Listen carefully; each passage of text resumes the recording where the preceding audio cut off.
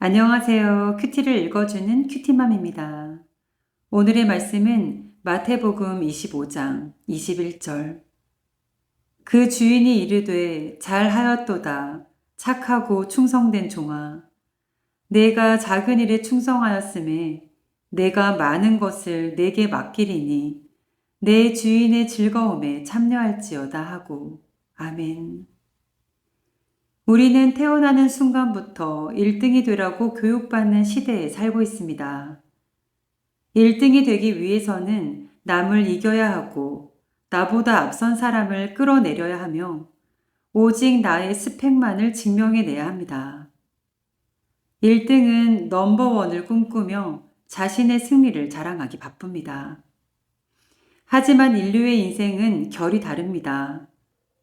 1등이 남을 이겨서 얻는 자리라면 인류는 나를 이긴 사람이 도달하는 경지입니다.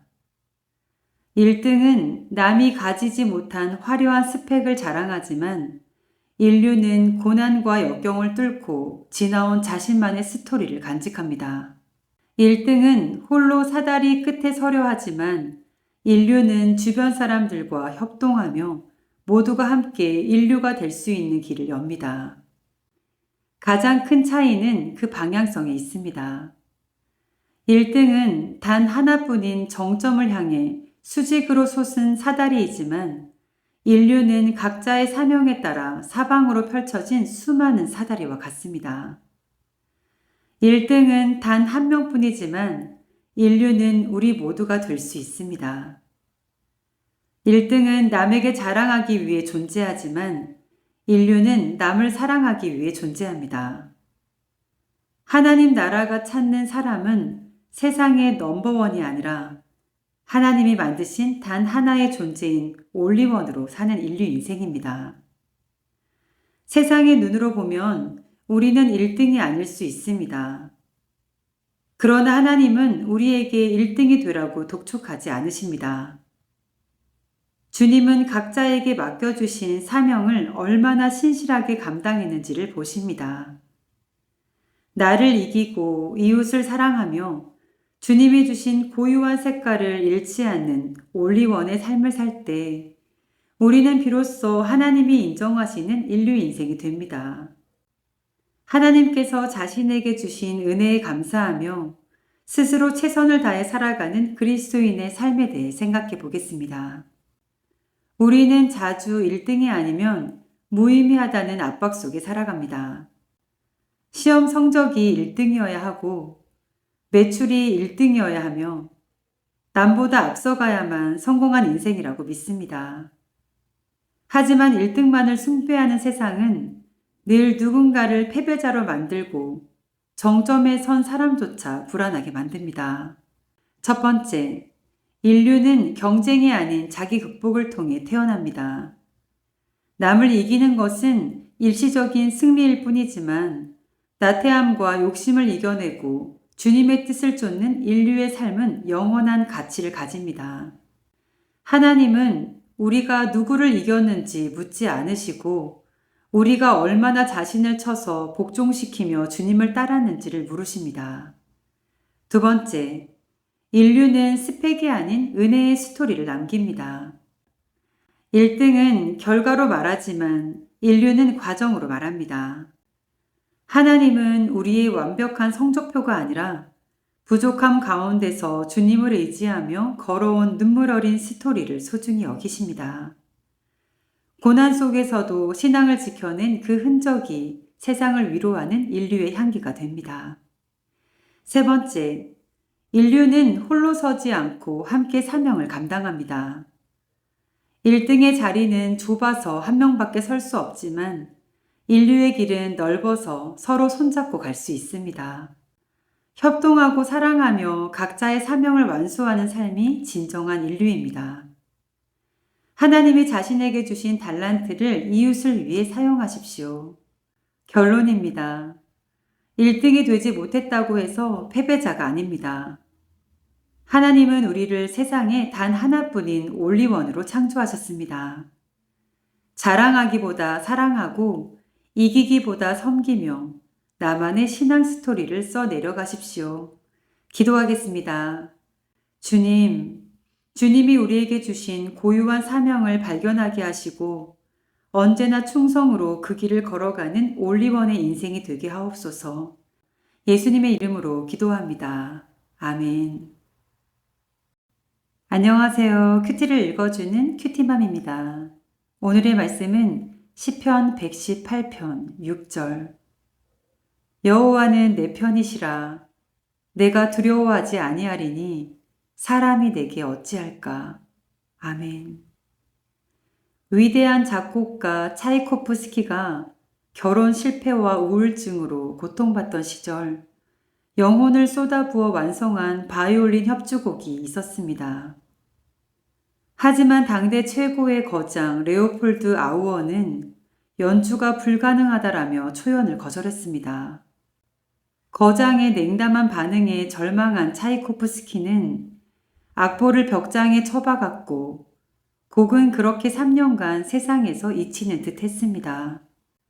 그러던 어느 날 연주자 아돌프 브로드스키가 우연히 이 곡에 담긴 진심을 발견했습니다. 그는 천신만고 끝에 빈 필하모니와 협연했으나 평론가들로부터 음악에서 악취가 난다라는 참혹한 혹평을 드려야 했습니다.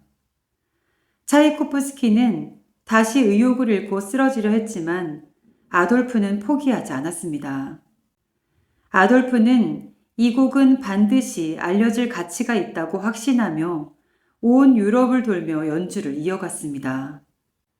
결국 사람들의 마음은 움직였고 이 곡은 오늘날 세계 4대 바이올린 협주곡 중 하나로 손꼽히는 불멸의 명곡이 되었습니다. 세상에 불가능이라는 평가와 악취라는 비난이 틀렸음을 끝까지 포기하지 않는 믿음으로 증명해낸 것입니다. 우리는 누군가의 말 한마디에 인생 전체가 흔들리곤 합니다. 전문가의 거절, 세상의 비난, 주변의 차가운 시선은 마치 우리의 가치가 그것밖에 안 되는 것처럼 우리를 벽장 속에 가두려 합니다. 우리를 만드신 창조주 하나님은 우리를 향해 보배롭고 존귀하다라고 말씀하십니다. 세상의 입술이 아닌 하나님의 음성에 귀를 기울일 때 우리 인생은 벽장을 뚫고 나와 명곡으로 울려 퍼지게 될 것입니다. 세상의 말이 아니라 언제나 하나님의 말씀에만 귀를 기울이며 살아가는 삶에 대해 생각해 보겠습니다. 살아가면서 가장 우리를 힘들게 하는 것은 실패 그 자체가 아니라 그 실패를 바라보는 타인의 시선과 평가입니다. 하지만 세상의 평가는 늘 불완전하며 때로는 지극히 편파적입니다. 우리는 세상의 채점표를 찢어버리고 우리 인생의 유일한 심판관이신 하나님의 평가대 앞에 서야 합니다. 첫 번째, 사람의 거절이 하나님의 거절은 아닙니다. 혹시 세상이 우리를 거절했다고 해서 하나님도 우리를 버리신 것이 아닙니다. 세상에 말하는 거절에 함몰되지 마십시오. 하나님은 여전히 우리를 하나님의 자녀로 세우시고 우리가 다시 일어설 수 있는 새로운 기회의 문을 준비하고 계십니다. 두 번째, 평가의 기준을 자신에게서 하나님께로 옮겨야 합니다. 성도는 우리를 만드신 하나님의 말씀에 뿌리를 내려야 합니다. 세상이 악취가 난다라고 할 때 하나님은 너는 그리스도의 향기다라고 말씀하십니다. 세상의 수많은 소음 가운데에서도 자신을 향한 주님의 음성을 분별해내는 것이 믿음입니다. 세 번째, 가치를 알아봐주는 한 사람의 믿음이 역사를 바꿉니다. 우리 곁에는 우리를 끝까지 믿어주시고 중보하시는 성령님과 믿음의 동역자들이 있습니다. 무엇보다 하나님께서 우리의 인생을 포기하지 않으십니다. 주님께서 우리의 인생을 연주하실 때 우리의 삶은 가장 아름다운 찬양이 될 것입니다. 결론입니다. 우리의 가치는 세상의 연봉이나 직급, 평판으로 매겨지는 것이 아닙니다. 우리는 온 우주의 창조주께서 하나님의 아들을 내어주면서까지 사신 최고의 걸작품입니다. 오직 우리를 지으시고 세우시는 하나님의 음성을 따라 일어서는 늘 깨어있는 그리스도인이 되시기를 바랍니다. 기도하겠습니다. 주님, 세상의 평가에 상처받지 않게 하시고 언제나 주님의 뜻을 신뢰하며 세상 속에서 당당히 믿음의 선율을 연주하게 하옵소서. 예수님의 이름으로 기도합니다. 아멘. 안녕하세요. 큐티를 읽어주는 큐티맘입니다. 오늘도 함께 해주셔서 감사드립니다. 참 많이 부족한 영상이지만 매일 찾아와 주시고 따뜻한 댓글과 받은 은혜를 함께 나누어 주셔서 큰 힘이 되고 있습니다. 저를 위해 뒤에서 기도해 주시는 분들께도 진심으로 감사드립니다.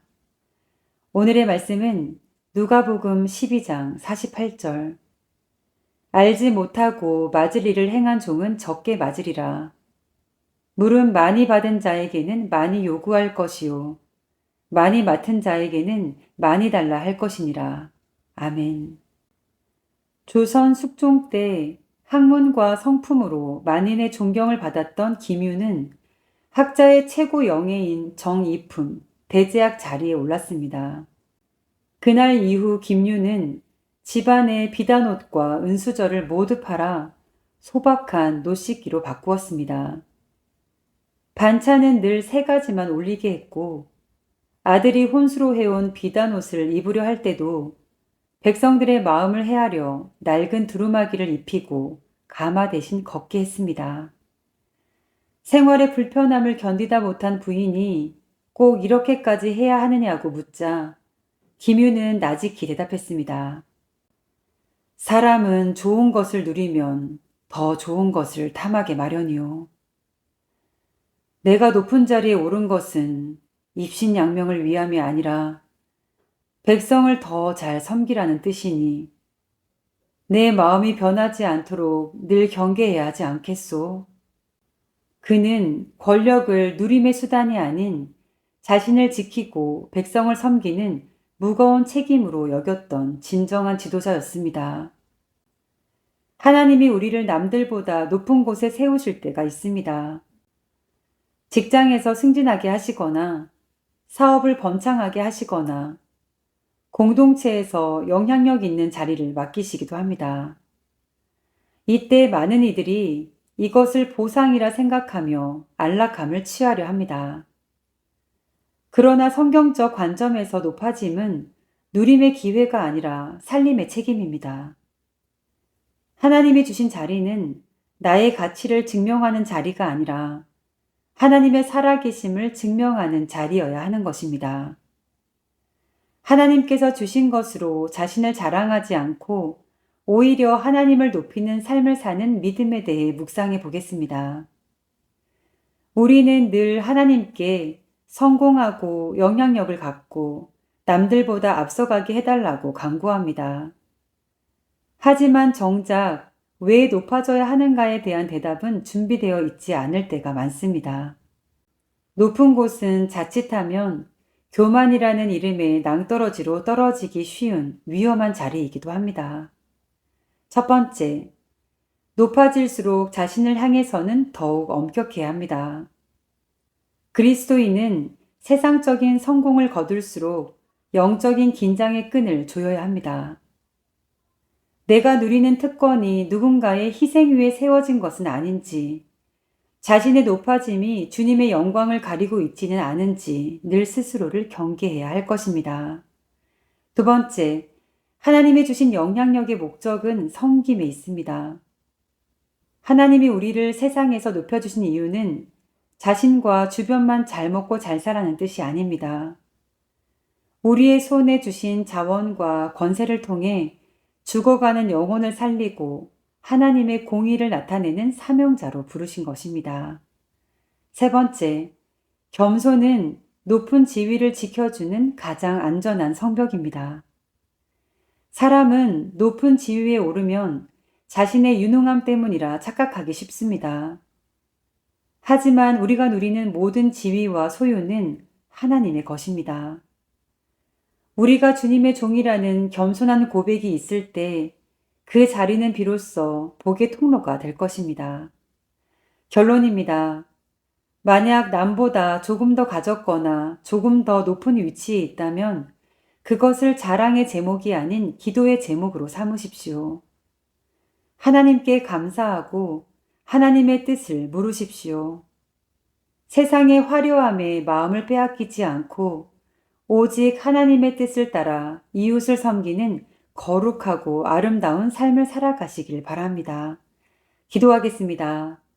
주님, 이 세상에서 높아질수록 더 낮은 곳을 살피게 하시고 우리에게 주신 모든 영향력을 하나님의 나라를 위해 사용하게 하옵소서. 예수님의 이름으로 기도합니다. 아멘. 안녕하세요. 큐티를 읽어주는 큐티맘입니다. 오늘의 말씀은 고린도후서 1장 20절. 하나님의 약속은 얼마든지 그리스도 안에서 이해가 되니 그런즉 그로 말미암아 우리가 아멘하여 하나님께 영광을 돌리게 되느니라. 아멘. 한 식당 주인이 예약만 해놓고 나타나지 않는 이른바 노쇼 손님들 때문에 골머리를 앓고 있었습니다. 고민 끝에 심리학자의 조언을 받은 사장은 단 한 문장을 바꾸었을 뿐인데 예약 취소율이 30%에서 10%로 급감하는 놀라운 결과를 얻었습니다. 비결은 단순했습니다. 평소에는 변경사항이 있으면 연락 부탁드립니다 라고 일방적으로 고지했지만 이를 변경사항이 있으시면 연락을 주시겠습니까? 라는 질문형으로 바꾼 것입니다. 손님이 네 그러겠습니다 라고 대답하는 순간 본인의 의사가 그 약속에 개입하게 되었고 이 작은 약속이 책임감 있는 행동으로 이어진 것입니다. 공연 홍보 포스터에도 이와 유사한 전략을 볼 수 있습니다. 때때로 포스터의 가장 중요한 정보인 가격을 고의로 빠뜨리는 경우가 있습니다. 이는 관객이 직접 전화나 홈페이지를 통해 문의하게 만들려는 마케팅 전략입니다. 단순히 정보를 잃는 것에 그치지 않고 궁금해서 질문을 던지는 작은 개입을 한 사람은 그렇지 않은 사람보다 실제 공연을 관람한 확률이 월등히 높아지기 때문입니다. 우리의 신앙생활도 이 원리와 맞닿아 있습니다. 하나님의 말씀이 선포될 때 그저 강 건너 불구경하듯 듣기만 하는 사람은 삶의 변화를 경험하기 어렵습니다. 그러나 그 말씀 앞에 아멘이라고 소리내어 화답하거나 오늘 들은 말씀 중 단 한 구절이라도 삶에서 실천해 보겠다고 다짐하며 개입하는 성도는 반드시 성장합니다. 영적 성장은 정보의 양에 비례하지 않고 내가 그 말씀에 얼마나 깊이 개입하고 반응하느냐에 비례합니다. 하나님의 말씀대로 살기 위해 노력하며 믿음이 성장하는 삶에 대해 생각해 보겠습니다. 우리는 매일 수많은 하나님의 말씀을 듣고 묵상합니다. 하지만 어떤 이에게는 그 말씀이 인생을 뒤바꾸는 에너지가 되는 반면 어떤 이에게는 그저 스쳐 지나가는 좋은 소리에 머물기도 합니다. 그 차이는 바로 자신이 그 말씀에 개입하느냐 그렇지 않느냐에 달려 있습니다. 첫 번째, 아멘의 화답으로 하나님의 약속에 개입하십시오. 우리가 말씀 앞에 아멘이라고 화답할 때 그 말씀은 비로소 나의 말씀이 됩니다. 아멘은 하나님의 약속이 내 삶에 이루어질 것을 동의하고 참여하겠다는 강력한 영적 서명입니다. 입술의 고백을 통해 하나님의 계획 속에 자신을 개입시키십시오. 두 번째, 작은 질문과 묵상으로 주님과의 대화에 참여하십시오. 하나님께 주님, 이 말씀이 제게 무슨 뜻인가요? 라고 묻는 작은 질문이 우리를 깊은 임재로 인도합니다. 수동적으로 듣기만 하는 신앙에서 벗어나 주님과의 인격적인 대화에 참여할 때 성령님의 세밀한 인도하심을 경험할 수 있습니다. 세 번째, 작은 실천의 행동이 큰 믿음의 도약을 만듭니다. 개입의 법칙은 작은 행동이 결국 큰 움직임을 만든다고 가르칩니다. 거창한 헌신이 아니더라도 오늘 당장 실천할 수 있는 한 가지 순종을 선택하십시오. 그 작은 순종의 발걸음이 결국 하나님의 나라를 세우는 일에 사용될 것입니다. 결론입니다. 하나님 나라는 구경꾼을 위한 곳이 아니라 참여하는 자를 위한 곳입니다. 하나님의 부르심에 내가 여기 있나이다 라고 응답하는 자는 결코 믿음의 자리에서 낙오하지 않습니다.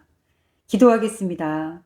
주님, 말씀을 관람객처럼 멀리서 구경만 하지 않게 하시고 작은 순종의 행동 하나를 통해 성령님께서 삶을 온전히 주관하시는 은혜를 누리게 하옵소서. 예수님의 이름으로 기도합니다. 아멘. 안녕하세요. 큐티를 읽어주는 큐티맘입니다. 오늘의 말씀은 로마서 8장 26절. 이와 같이 성령도 우리의 연약함을 도우시나니 우리는 마땅히 기도할 바를 알지 못하나 오직 성령이 말할 수 없는 탄식으로 우리를 위하여 친히 간구하시느니라. 아멘. 미국의 한 가정에는 잠들기 전 항상 기도하는 습관을 지닌 어린아이가 있었습니다. 어느 날 밤 아이의 방 앞을 지나던 엄마는 방 안에서 들려오는 나지막한 목소리에 발걸음을 멈추었습니다. 그런데 아이의 기도 내용이 평소와는 조금 달랐습니다. 아이는 마치 시험 공부를 하듯 정성스럽게 알파벳을 하나하나 읊조리고 있었습니다.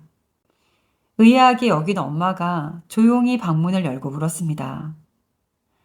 얘야, 기도를 한다더니 왜 알파벳을 외우고 있니? 그러자 아이는 해맑은 표정으로 대답했습니다. 엄마, 실은 기도를 어떻게 해야 할지 단어가 생각이 안 나서요. 그런데 지난주 목사님이 하나님은 우리의 필요를 다 아신다고 하셨잖아요. 그래서 제가 알파벳을 이렇게 다 말씀드리면 하나님이 제게 필요한 단어들로 예쁘게 조합해서 알아들으실 것 같아서요. 우리는 종종 기도할 힘조차 없다거나 무슨 말을 해야 할지 모르겠다는 이유로 기도의 자리를 피하곤 합니다. 하지만 기도는 내가 하나님을 설득하는 유창한 연설이 아닙니다. 알파벳 기도를 드린 어린 아이처럼 나의 연약함을 그대로 인정하며 기도의 조각들을 주님 앞에 펼쳐놓는 것입니다.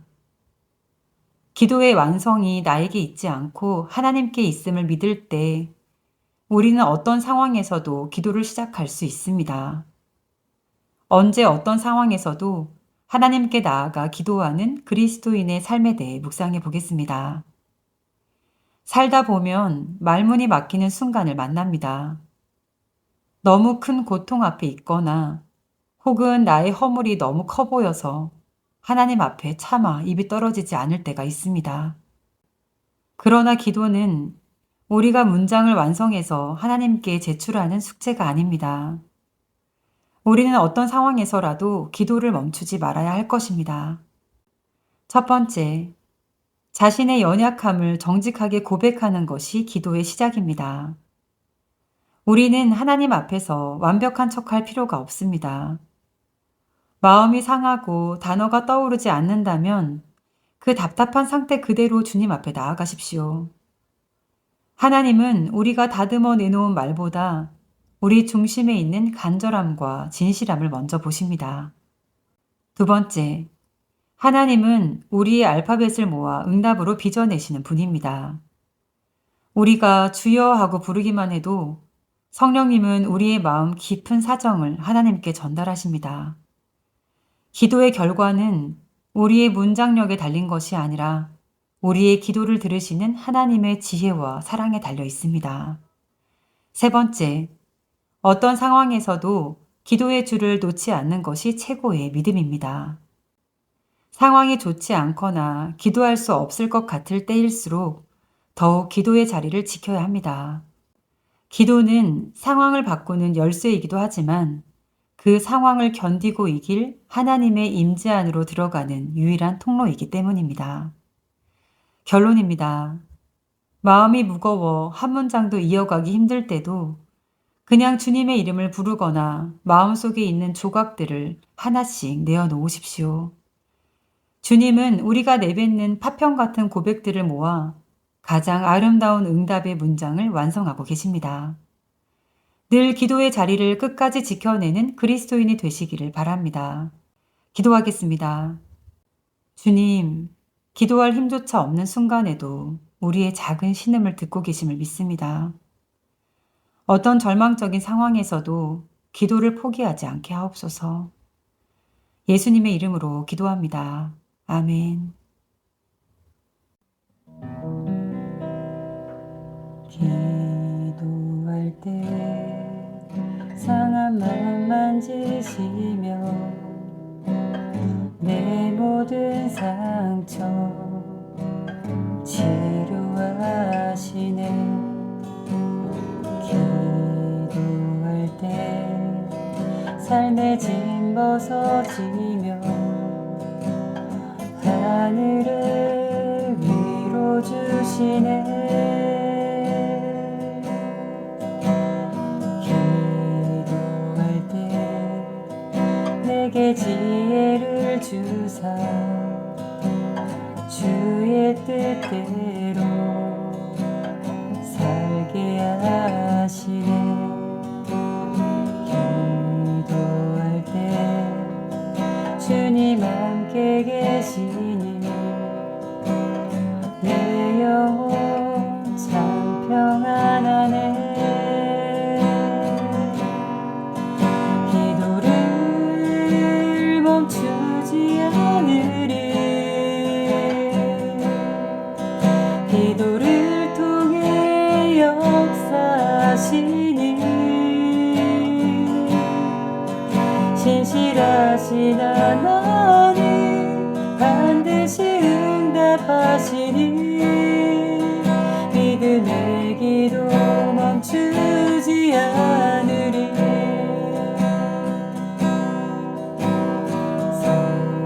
성령께서 기도를 도우시니 지친 내 영혼 새 힘을 얻네.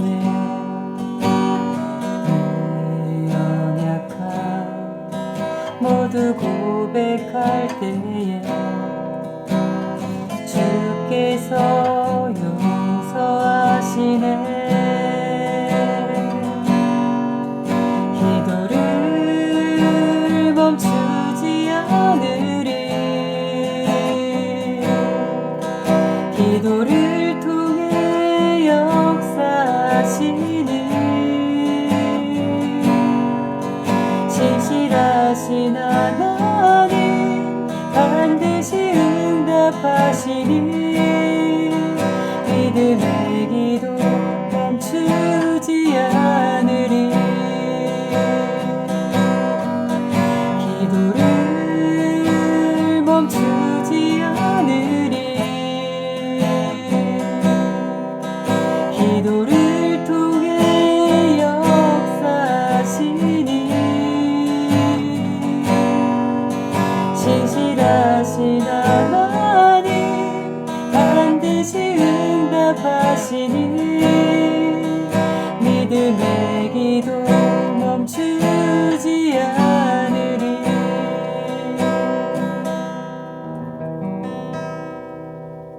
아멘. 안녕하세요. 큐티를 읽어주는 큐티맘입니다. 오늘의 말씀은 요한복음 4장 23절.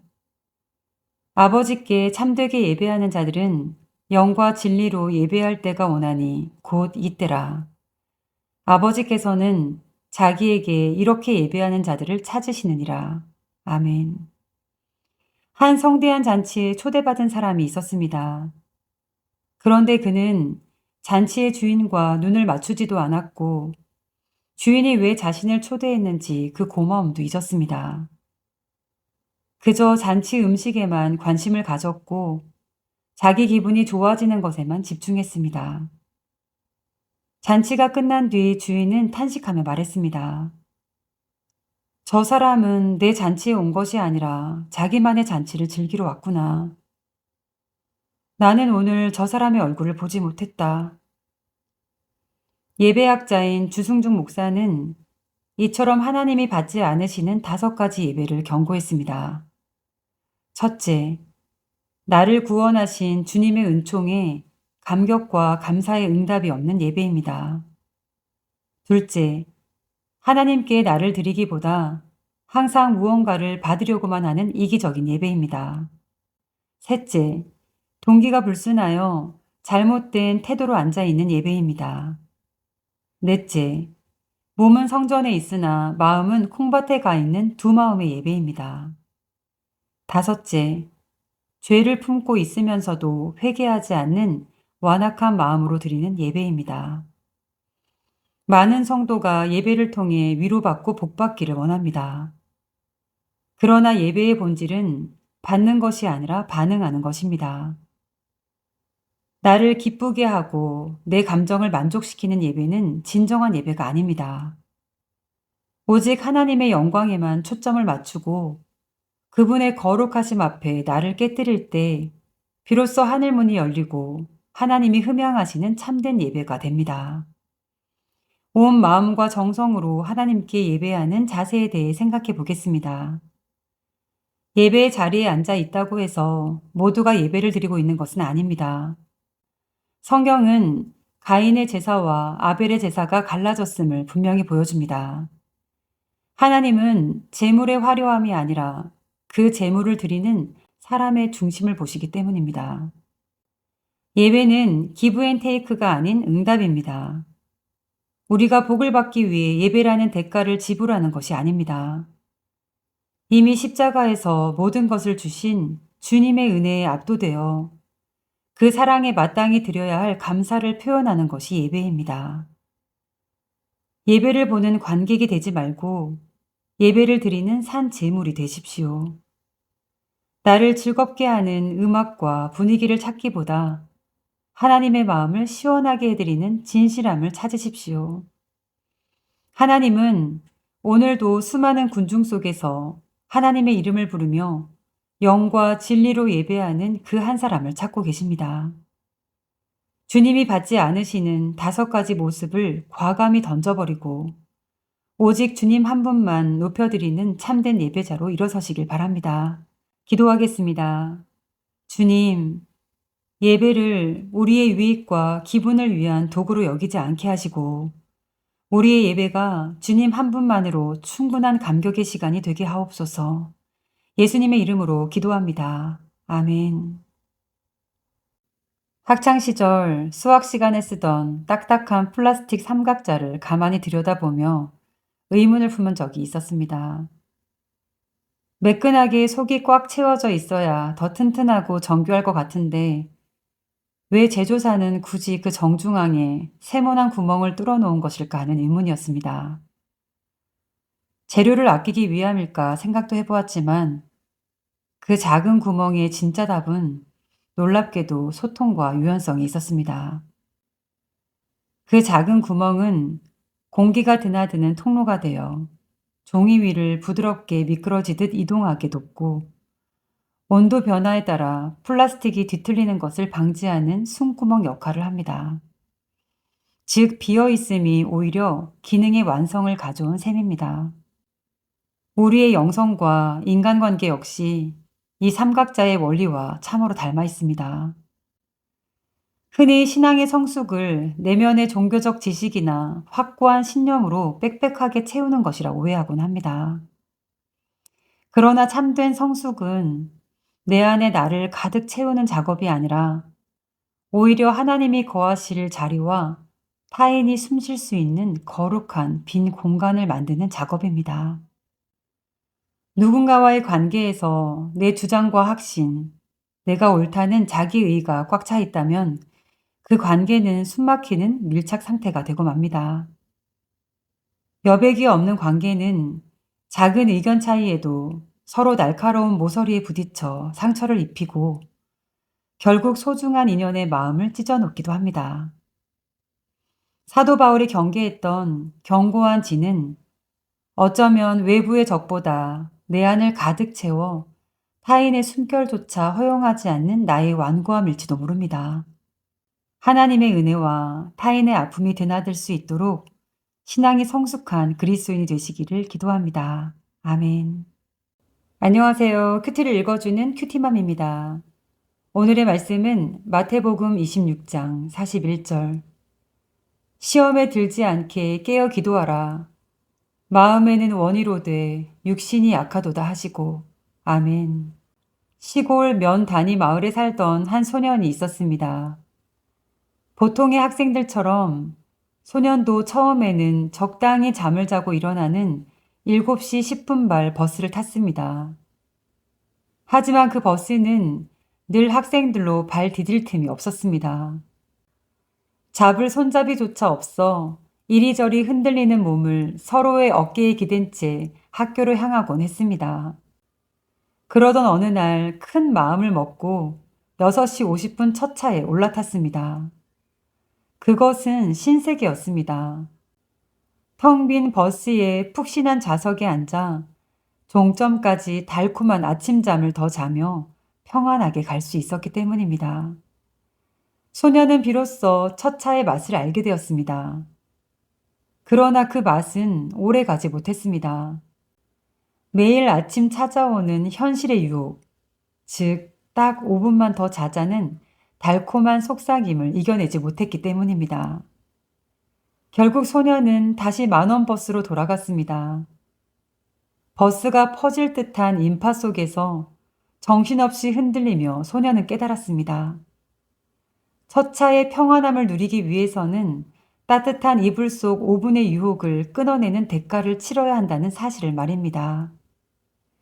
우리의 신앙과 삶 속에서 무엇이 나에게 좋은 것인지 이미 잘 알고 있습니다.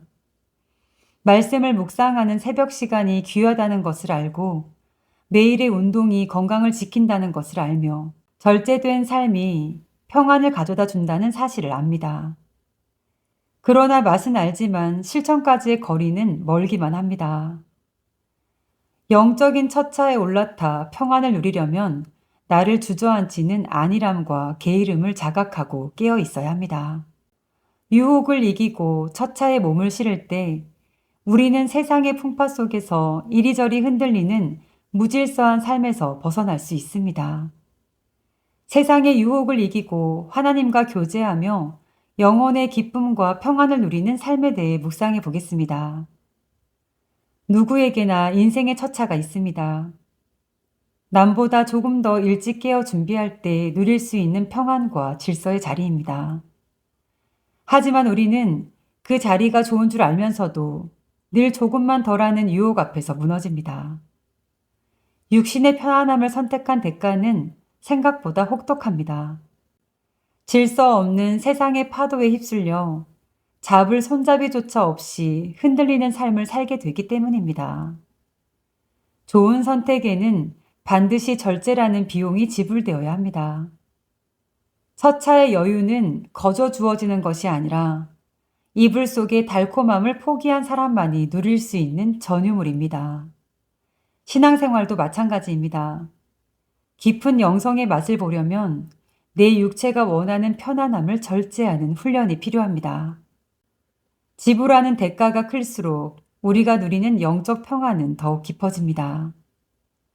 기도로 하루의 첫 시간을 여는 사람, 말씀으로 삶의 기준을 먼저 세우는 사람은 세상에 아무리 요동쳐도 그 영혼은 주님 안에서 흔들림 없는 평안을 누리게 됩니다. 오늘 우리의 아침을 붙잡고 있는 5분의 유혹은 무엇입니까? 잠깐의 달콤함 뒤에 찾아오는 만원 버스와 같은 피로와 혼란을 선택하지 마십시오. 기도하겠습니다.